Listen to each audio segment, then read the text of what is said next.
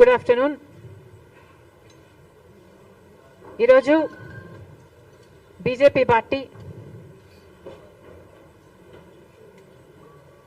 కేంద్ర ప్రభుత్వంలో ఉన్న బీజేపీ పార్టీ బడ్జెట్ ప్రవేశపెట్టడం జరిగింది.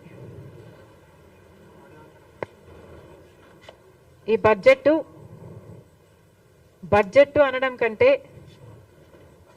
దీన్ని ఎన్నికల మేనిఫెస్టో అనడమే కరెక్ట్ కాబోలు. ఎన్నికల మేనిఫెస్టో అయితే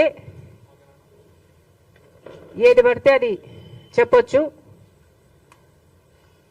ఏ వివరాలు లేకుండా చెప్పొచ్చు, ఏ హామీ అయినా ఇవ్వచ్చు. కానీ బడ్జెట్ అయితే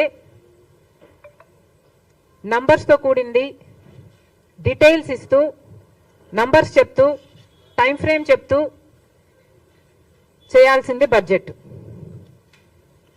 మరి బీజేపీ పార్టీ ప్రవేశపెట్టిన ఈ బడ్జెట్ ఎన్నికల మేనిఫెస్టోను తలపిస్తుంది. 4 అంశాలు మాత్రమే మాట్లాడారు ఆంధ్ర రాష్ట్రం గురించి. వీటిల్లో